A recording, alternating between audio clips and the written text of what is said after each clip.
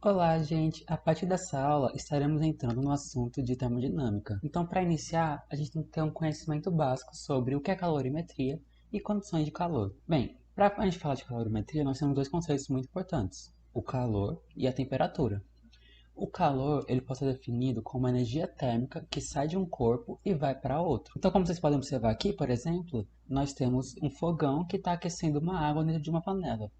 Então a gente poderia ter dois corpos aqui se tratando, tanto a boca do fogão quanto a panela que está aquecendo a água. Então, como a boca do fogão é muito mais quente do que a panela, o calor que está na boca do fogão vai passar para a panela e depois vai passar para a água. E é assim que a água começa a ser esquentada até começar a ferver enquanto você deixar lá. Para a questão do calor, nós temos duas unidades muito comuns de ser utilizada, que é a caloria e o joule.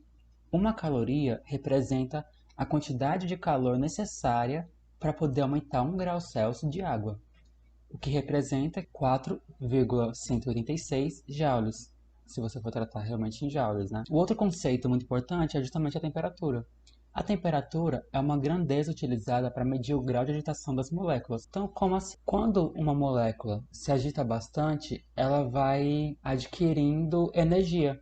E essa energia pode ser justamente tratada como o calor. Então, se a gente fornece para uma molécula muita energia em forma de calor, ela vai começar a se acelerar e agitar muito mais. Então é por isso que nós temos os estados físicos, né? A água pode se tornar sólida, líquida ou gasosa. Se a água fica sólida, é porque a gente tirou a temperatura dela. Se tiramos a temperatura, a gente diminuiu o grau de agitação. E quando a gente diminui o grau de agitação, as moléculas ficam mais próximas. E quando a gente aumenta a temperatura, a água pode passar para o estado gasoso, que é virar um vapor de água. E aí ela começa a se agitar bastante e as moléculas se separam.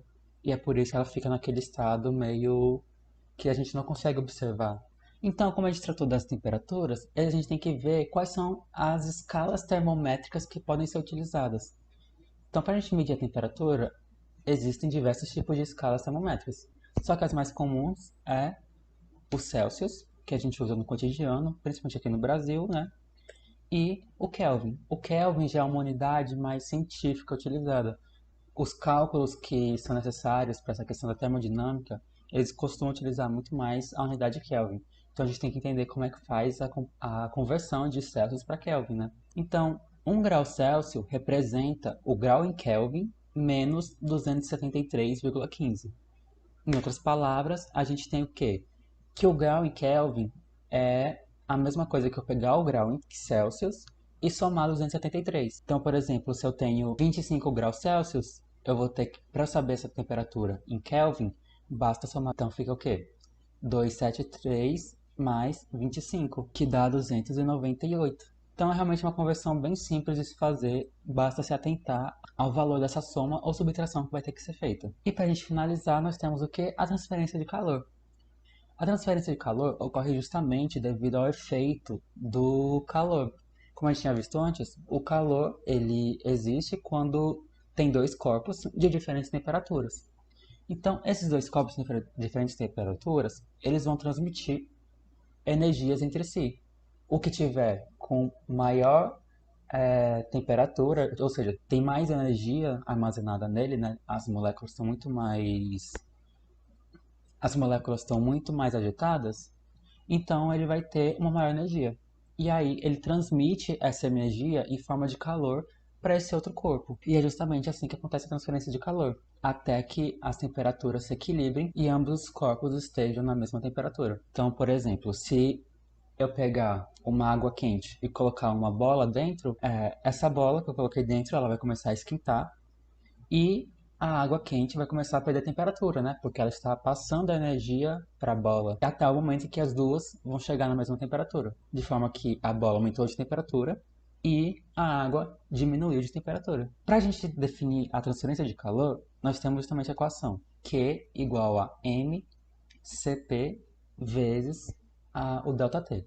O que é que representa essa equação, né? É justamente a quantidade de calor que foi transmitida para os corpos. Ou seja, nesse exemplo que eu acabei de dar, tanto a quantidade de calor que a água perdeu vai ser a mesma quantidade de calor que a bola ganhou. porque é um sistema fechado. Para esse caso, nós temos o quê? Que o M é a massa, o Cp é o calor específico do objeto, cada objeto tem um calor específico próprio, e ΔT é a variação de temperatura. Então, por exemplo, se a bola passou de 25 graus para 40 graus, basta a gente pegar essa variação. 40 graus menos 25 dá 15 graus. Bem, essa foi a aula de hoje. Tenham bons estudos. Se você gostou desse vídeo, deixe o seu like e se inscreva no canal. Para mais dicas, siga no Instagram Ajuda dos Universitários. Alguma dúvida? Deixe aqui nos comentários. Logo a gente tira. Todas as dúvidas serão tiradas. Basta entrar em contato conosco.